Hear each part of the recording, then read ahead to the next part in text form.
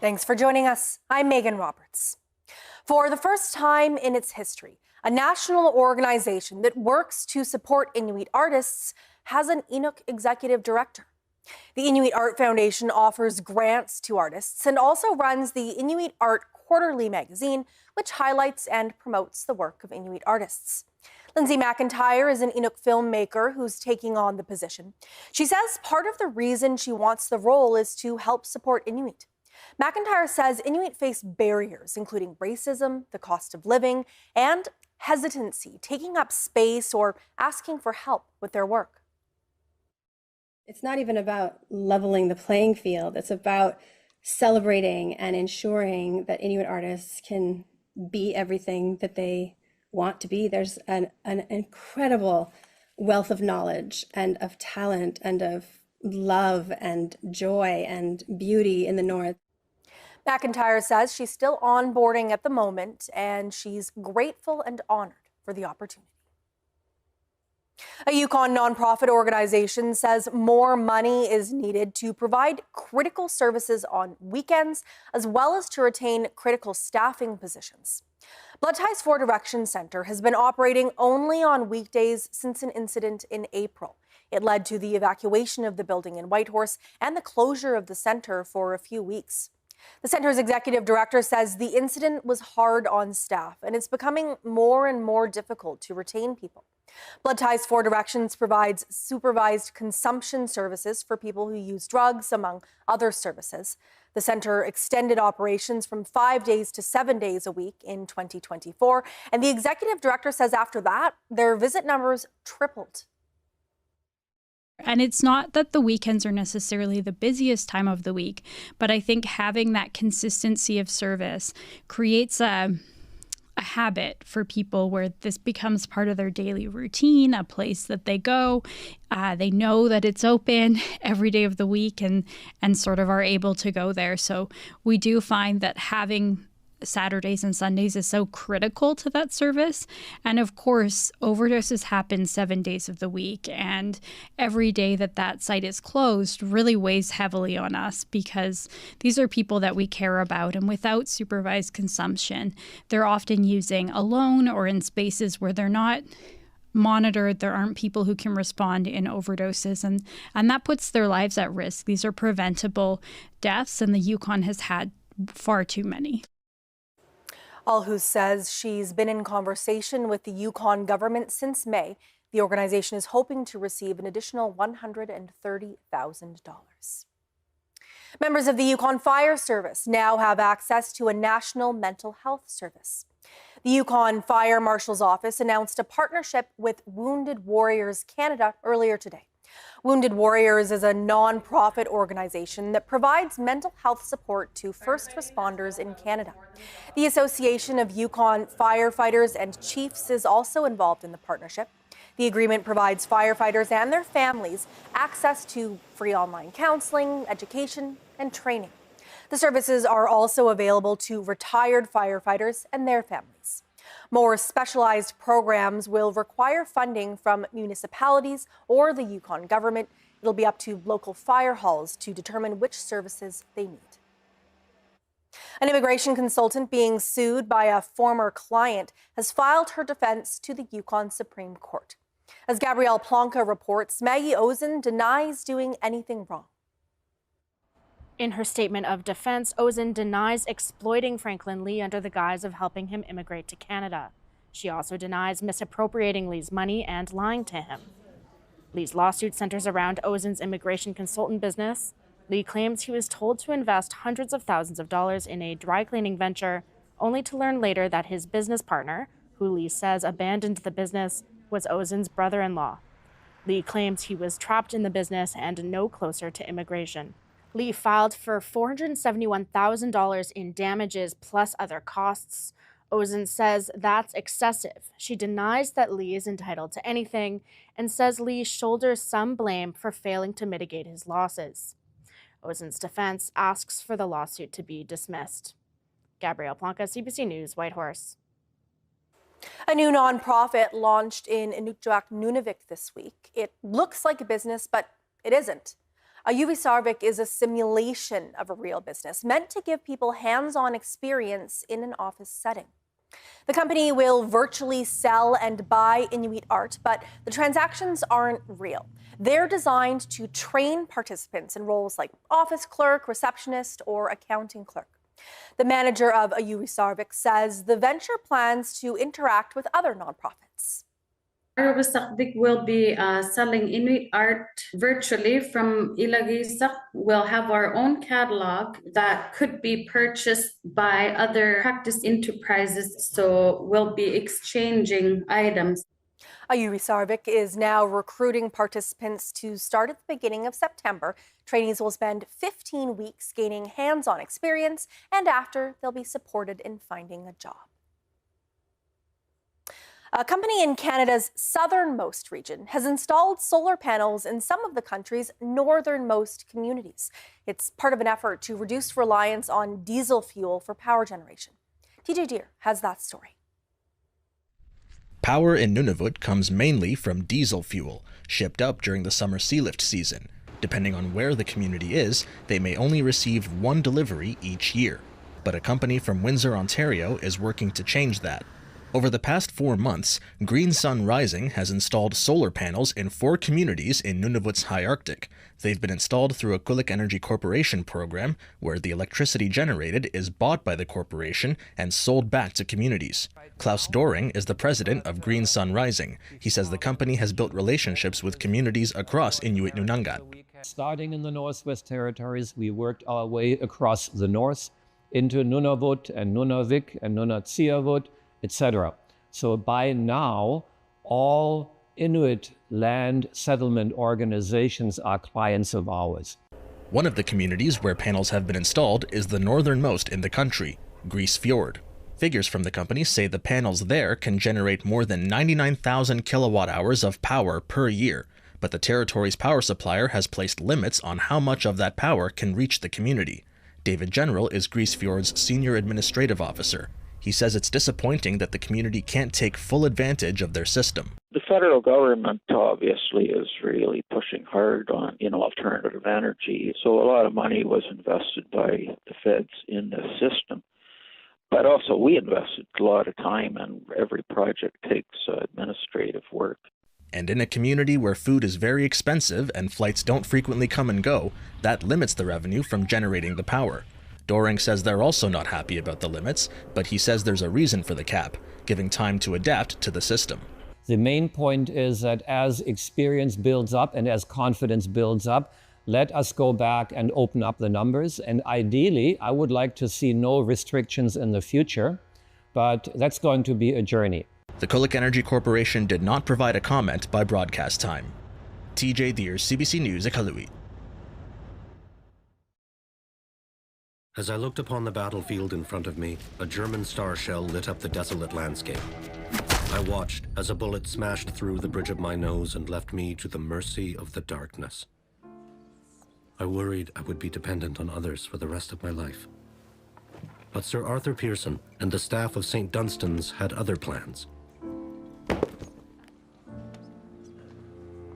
With their help, I knew I could be self-reliant, and I wanted to bring this idea home to Canada.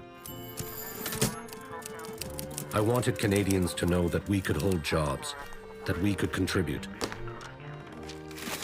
that regardless of sight, all would read, that we, the blind, would shape our own lives, our own destiny. Blinded by a sniper's bullet in 1915, Edwin A. Baker went on to co-found the Canadian National Institute for the Blind, shaping a path forward for the blind across Canada for generations to come.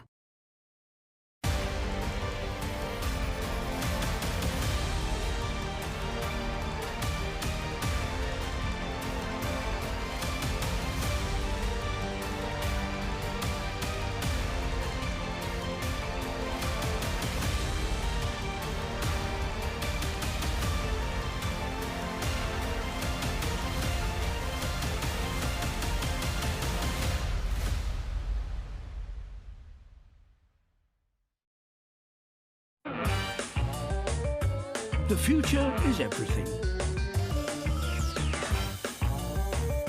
Stories of incredible ingenuity, dedication, and some extraordinary teamwork.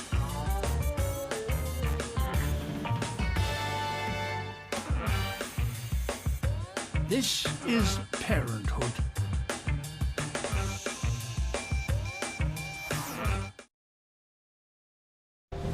Take a voyage with me to the vast, remote, most extreme place on Earth. For many, this will be a once-in-a-lifetime experience. Where the effects of climate change are intensifying. The poles are a very rapidly changing place. And geopolitical cracks threaten peace and stability. Do you think there's a security concern? I definitely do. Experience the historic all-Canadian mission. CBC in Antarctica. Watch free on CBC Gem. Want to get the most out of CBC News? Use the app or cbcnews.ca for live breaking news on the stories that matter to you. Whether it's local, national, or around the world, turn to CBC News. It makes sense that they get a larger share, or does it? Welcome to the Greenbelt. All of this, just single detached homes? Yes. What do we know? I think we can explain. About that with Andrew Chang. Although the NBA currently is flooded with Canadian players, this was not a reality. A new immigration law. This story, it's directly tied to all of those families who made a brave choice to come to this country.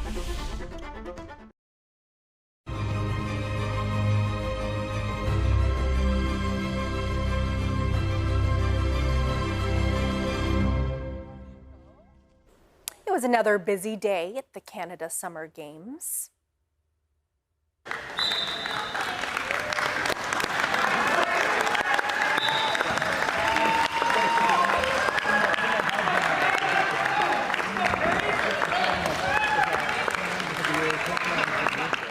Team Nunavut's men's wrestling team started the day with a win over the Northwest Territories. It was their first win at this year's Games. They later lost against Team Manitoba and Newfoundland and Labrador. Nunavut's women's wrestling team lost close matches against PEI and New Brunswick. In men's volleyball, Yukon and Nunavut had a close game, with Yukon taking out the win by 15 points. Team NT's women's team also had an exciting day on the wrestling mat.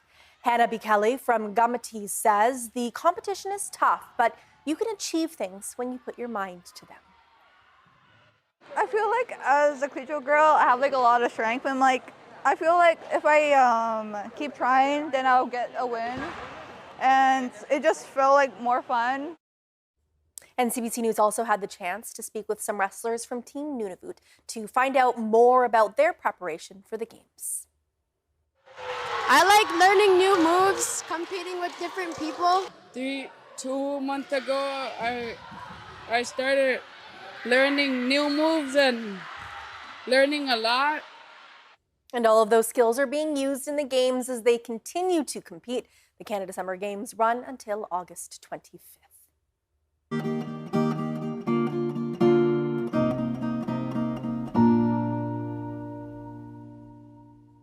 It's been a controversial move by the province of Alberta, the requirement that many Albertans will have to pay for their COVID-19 vaccines in the fall. Now, there might be another option on the table. British Columbia is offering the shot for free, and any Canadian in the province is eligible. Travis McEwen has more. With respiratory illness season around the corner, the Alberta government confirms residents who are not considered vulnerable will have to pay for the COVID-19 shot, estimating it could cost $110. But some provinces are offering it for free, and Albertans could take part. Since 2013, there's been an agreement with the provinces and territories. It allows traveling Canadians to receive publicly funded immunization from any of those health authorities. Manitoba and Ontario are offering the COVID vaccine for free, while Saskatchewan is only offering it free to Albertans in Lloydminster for now. British Columbia confirms Albertans can take part in its free COVID-19 vaccine program. Now here's what they need: ID to prove they're Canadian, as well as their personal health number. But there's no guarantee they'll get an appointment. BC's Ministry of Health says its residents will get priority, and it could take weeks to book an appointment.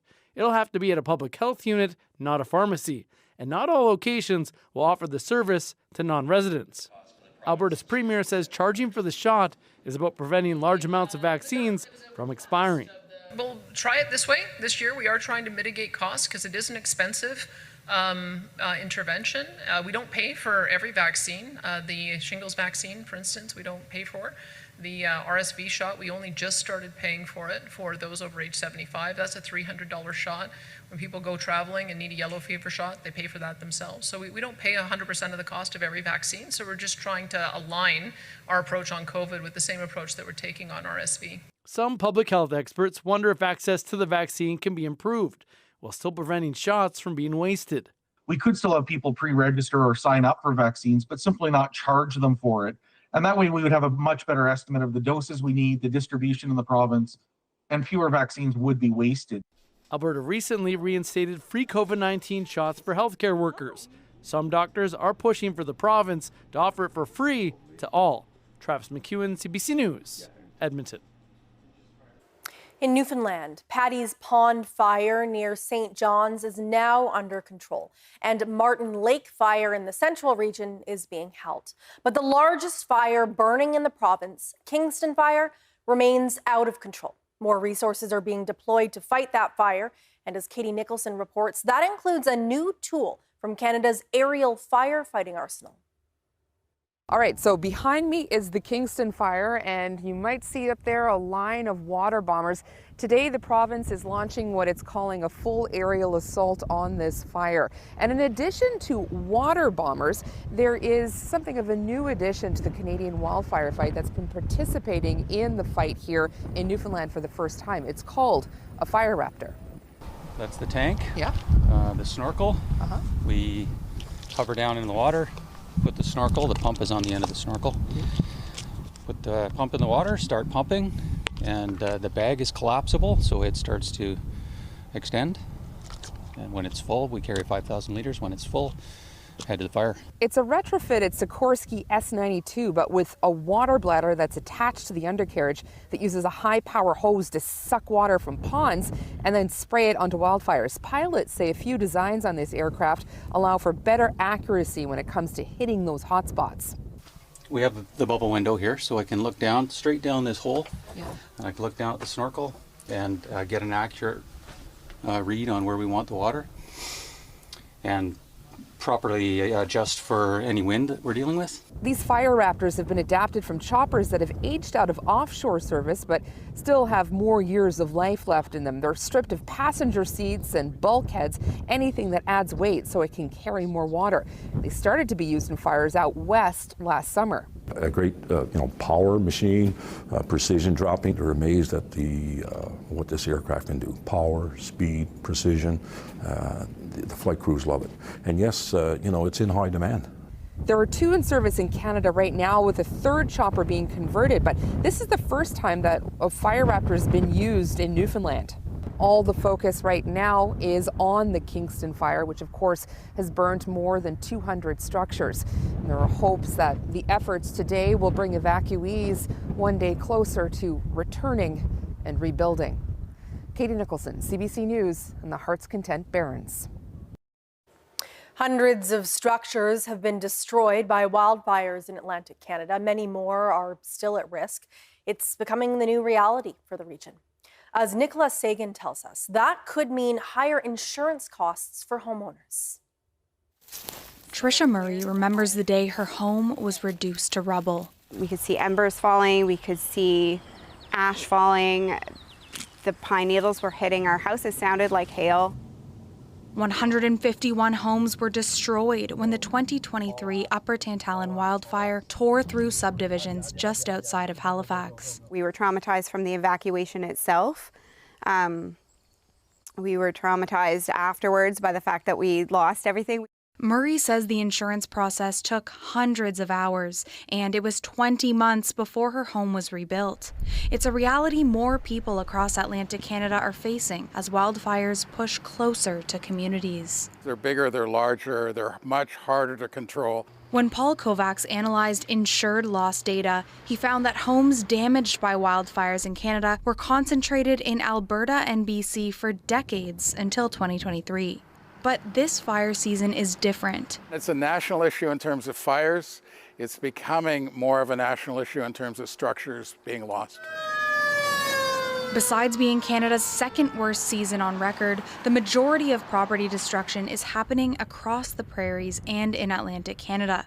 That's a challenge for homeowners and insurers. They all need to make decisions based on their losses for how they can serve their customers going forward. And if insurance companies are getting more claims and paying out more losses, higher premiums could follow. Insurance companies will think about, is the price they're charging the right price for the risk? One more thing for homeowners like Murray to worry about as wildfires become the new normal. Nicola Sagan, CBC News, Halifax. After years of extreme weather and crop loss, fruit farmers in the BC interior are rebounding. And as Brady Strachan reports, they're exploring new ways of adapting to climate extremes. Bursting with color and flavor, peaches ripen in the hot Okanagan sunshine. So these are Glowhaven peach trees. Vince Kuiper's family has been growing fruit here for 3 generations on the fertile slopes above Okanagan Lake. Just 1 year ago, an extreme winter cold snap wiped out the entire peach crop. This summer, though, his trees are groaning under a bumper harvest. This year would be one of the best year, I would say, so far. Across the lake in West Kelowna, customers have a wealth of options at this bustling fruit market, filling their baskets with lush local fruit that just wasn't available last year. This year, just everything was perfect. It was mild, it wasn't extreme, and we had crops on everything.